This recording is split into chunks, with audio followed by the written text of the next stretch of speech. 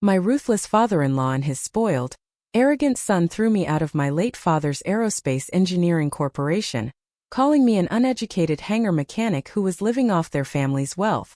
They erased my name from our international defense patents, wiped my clearance level from the classified military servers, deleted 7 years of my flight telemetry algorithms, and prepared to sell my father's revolutionary hypersonic jet propulsion technology to a global defense conglomerate for $1 billion. But they made one fatal catastrophic mistake in their desperate rush to become defense tycoons. My name is Evelyn, and I didn't just build the mechanical turbines for that stealth jet engine. I coded the entire automated thrust vectoring matrix, thermal balancing software, and flight control firmware from scratch. At their grand military technology gala tonight, I didn't just prove their flagship aircraft was a dangerous, non-functional death trap. I activated my remote diagnostic override live on national broadcasting, locked down the entire automated propulsion system inside the defense hangar, and watched military police and federal agents drag them off the stage in heavy chains. For 7 long, exhausting, and humiliating years following my father's unexpected passing, I lived like an invisible servant inside the subterranean testing hangars of Vance Aerospace Dynamics. My father, Captain Thomas Vance, was a legendary aviation engineer and decorated military pilot who dedicated his entire life to building ultra-fast, zero-emission hypersonic turbine engines for next-generation defense. He was a brilliant pioneer, but his fatal flaw was trusting his business partner, Arthur, who later forced me into an arranged political marriage with his lazy, arrogant son, Julian. The moment my father passed away under mysterious circumstances, Arthur manipulated the board of directors to name himself executive chairman, while promoting Julian to head of advanced flight testing, despite the fact that Julian couldn't calculate basic aerodynamics, had failed flight simulator tests, and spent his days racing luxury sports cars, flying private jets to Caribbean resorts, and boasting on social media about his fake engineering genius. I inherited my father's mathematical mind, his sharp understanding of fluid dynamics, and his relentless work ethic. While Julian was throwing wild parties on private yachts, I was locked inside the soundproof, high-altitude simulation chamber for 18 hours a day.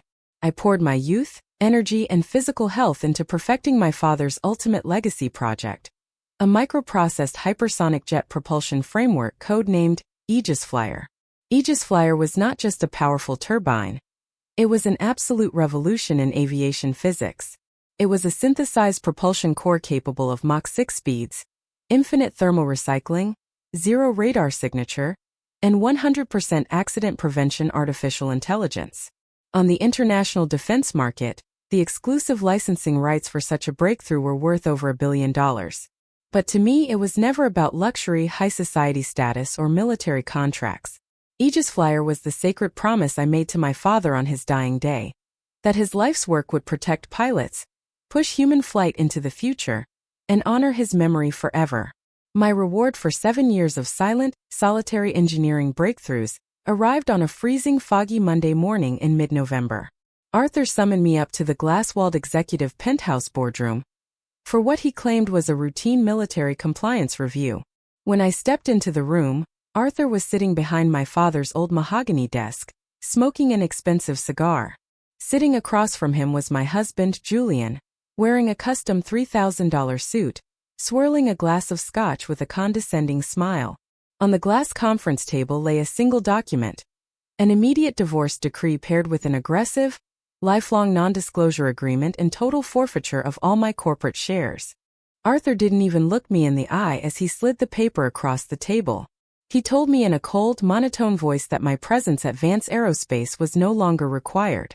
He claimed that because I was emotionally unstable and lacked executive military presence, I had become a massive liability to the company's upcoming international defense merger.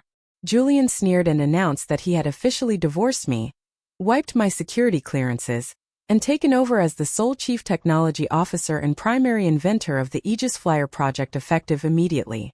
Julian leaned back in his leather chair, smirking right into my face. He bragged that his name had already been registered with the Ministry of Defense and the International Aviation Patent Board as the sole creator of the propulsion system. He boasted that a massive global defense syndicate, Aero Global Defense, had already agreed to purchase the complete manufacturing and military deployment rights for a staggering $1 billion. You should be grateful, Evelyn, Julian sneered, tapping his scotch glass against the table. We gave you a comfortable life and a steady salary while you hid down in the greasy hangar playing with jet fuel. But real military business requires power, charisma, and high society status. We're taking this company to the global elite. And frankly, a quiet, introverted girl covered in motor oil just doesn't fit our luxury family image. When I refused to pick up the pen, refused to sign away my father's legacy, and threatened to expose their financial fraud, Arthur's polite mask shattered completely. He hit the intercom button, called in 3 armed private security guards, and ordered them to throw me off the property immediately. I watched in absolute silence as those guards marched me down the private service elevator, dragged me out through the rear loading docks, and threw my personal leather duffel bag, containing my father's original, hand-drawn turbine blueprints, straight into a dirty rain puddle in the alleyway behind the hangar. The lead guard stood over me and warned me that if I ever set foot within a 5-mile radius of Vance Aerospace facilities again, Arthur would have me arrested for high treason and industrial defense espionage. I sat there on the cold, wet asphalt, holding my father's soaked blueprints against my chest, watching the heavy steel blast doors slam shut and lock me out. They thought I was destroyed. They assumed that a quiet propulsion software engineer who had spent her life surrounded by jet engines, diagnostic tools, and mathematical algorithms would break down, cry, and vanish into poverty. But Arthur and Julian were slick corporate salesmen. They understood stock speculation, political lobbying, and offshore tax havens, but they understood absolutely nothing about deep-level turbine firmware or automated thrust physics.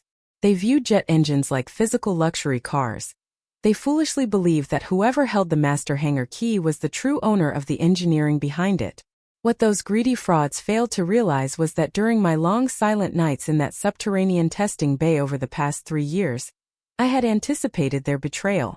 I had watched Arthur secretly divert tens of millions of dollars from military research grants into unregistered shell accounts in Switzerland and Panama. I knew that the second Aegis flyer achieved 100% flight stability on the simulation rig, they would attempt to erase my name, divorce me, erase my father's memory, and walk away with $1 billion fortune.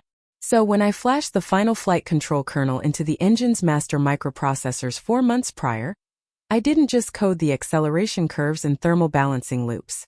I embedded an invisible deep-level security protocol deep within the central processing firmware, known in aviation engineering as a turbine lock switch. The turbine lock switch was a masterpiece of aerospace and digital engineering. It was programmed to keep the high-pressure fuel pumps, thrust vectoring nozzles, and stealth ionizers functioning smoothly only if the primary engine computer received a daily, encrypted flight authorization handshake signal from my personal, decentralized server at home.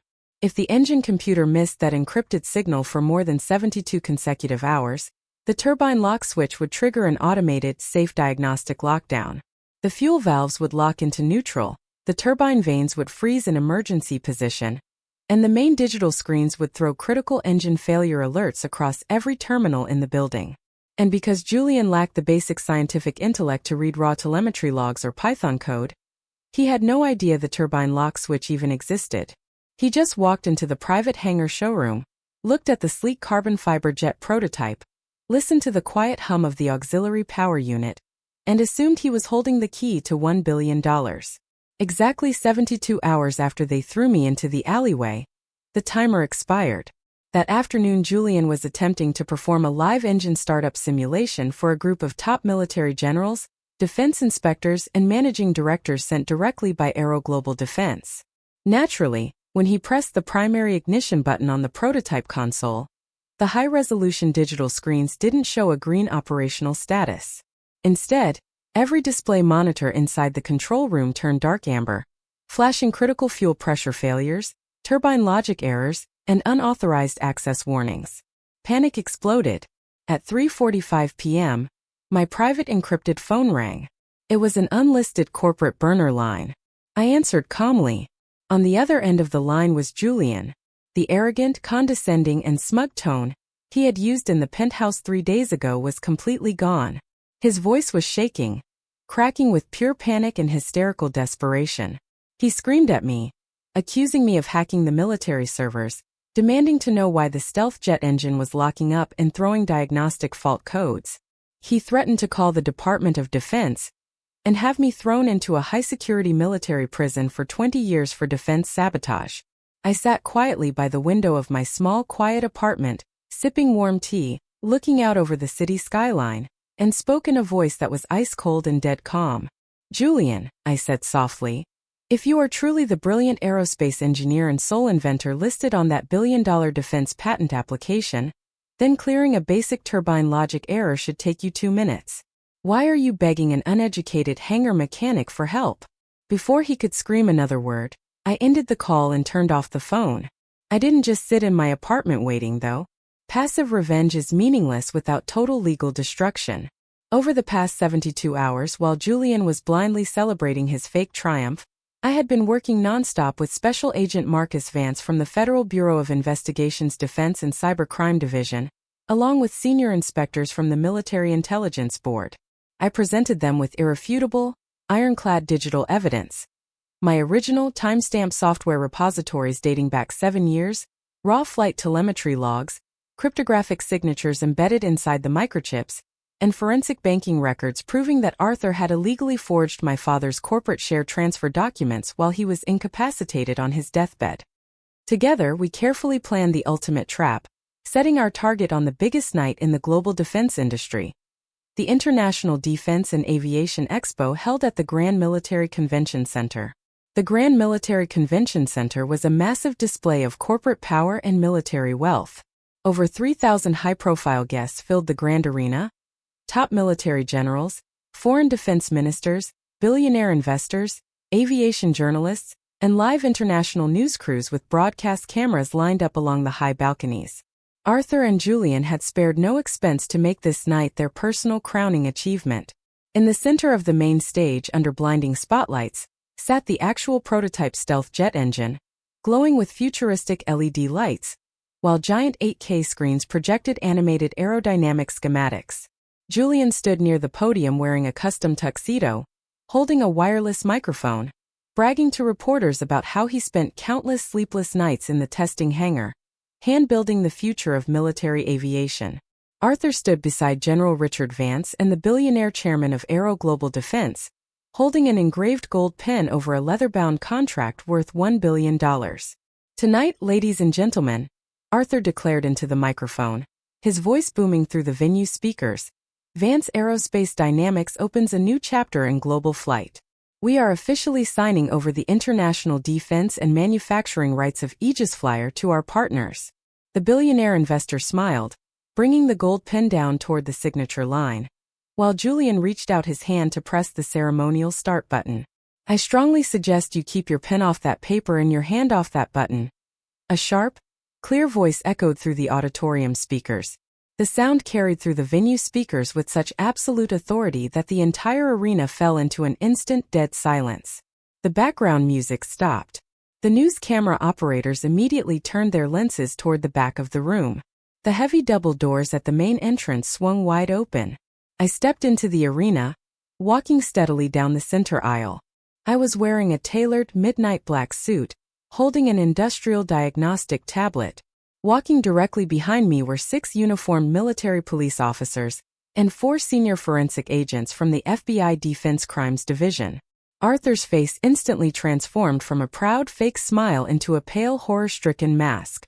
He practically lunged for the podium microphone, screaming at the venue security team to arrest me or shoot me, telling the crowd that I was a mentally unstable, disgruntled former mechanic who had been fired for incompetence.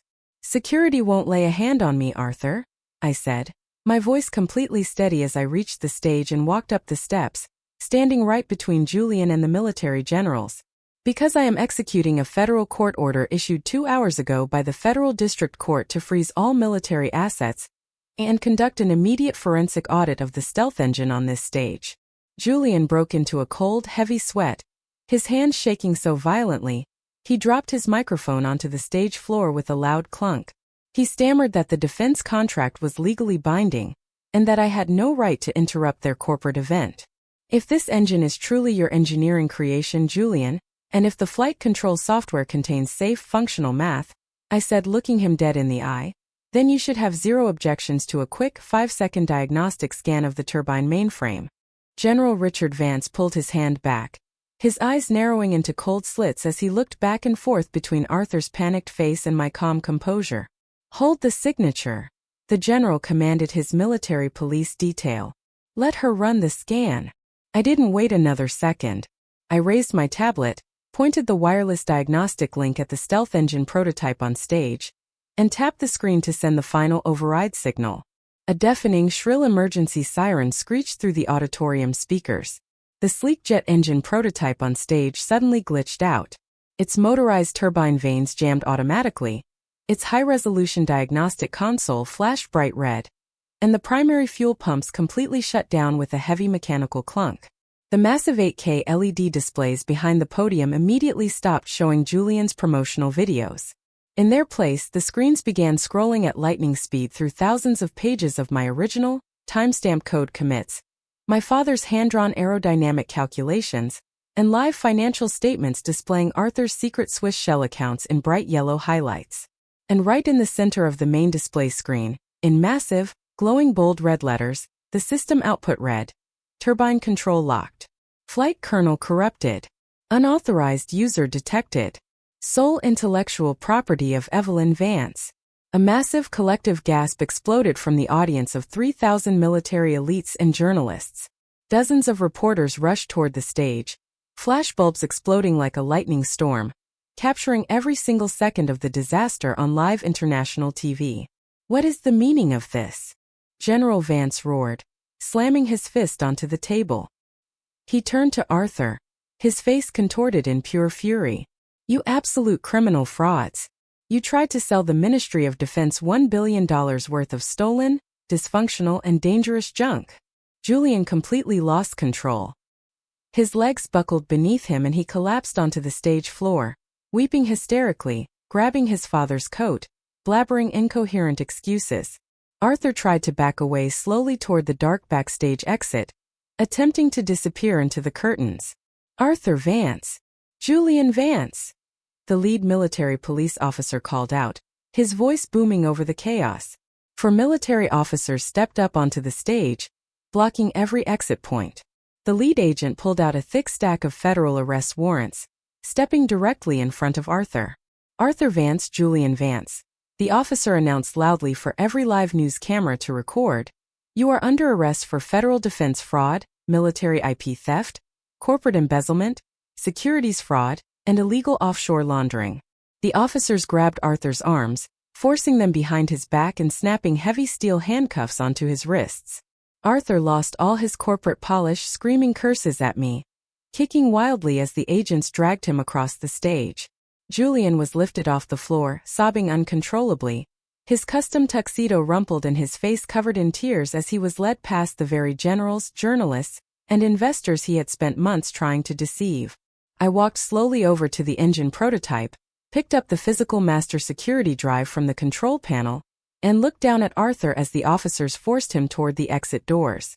"My father built this firm on truth, honor, and engineering perfection to protect pilots and push human boundaries," I said, my voice echoing clearly through the quieted hall. "You tried to build an empire on theft and lies, and you forgot the most fundamental law of aviation. What is built on fake structural calculations will always crash." The legal fallout was swift, brutal, and absolute. With the federal warrants executed and my original software logs verified by the Supreme Court's IP tribunal, the state courts immediately stripped Arthur and Julian of all corporate authority. The forged share transfers were completely annulled, and full unencumbered ownership of Vance Aerospace Dynamics, its research facilities, testing hangars, patents, and defense contracts was legally awarded back to me as Captain Thomas Vance's true biological heir, and the proven author of Aegis Flyer. Within 2 weeks I walked back through the front doors of the headquarters, not through the rear alleyway, but as chief executive officer. I fired Arthur's corrupt board members, dismantled the fake marketing departments, and reinstated every honest mechanic, technician, and engineer who had been mistreated under Julian's fake management. I uploaded the biological decryption keys from my home server, clearing the turbine lock switch and stabilizing the real Aegis Flyer system once and for all. But instead of selling the exclusive rights to a private defense syndicate for $1 billion to enrich war profiteers, I partnered directly with transparent, international aviation safety boards, and commercial space exploration initiatives, ensuring that my father's life-saving engine technology would be built safely and advance human transit worldwide. As for Arthur and Julian, their offshore bank accounts were completely frozen and seized by federal prosecutors to pay back millions of dollars in damages to defrauded investors and military authorities. Today, they are serving a non-parole 16-year sentence in a maximum security federal penitentiary, spending their days doing hard manual labor, completely broken by the very greed that drove them to betray their own family. The fake engineers were deleted from history. The truth was fully restored. And my father's legacy was finally right where it belonged, in the hands of the daughter who built it from the ground up.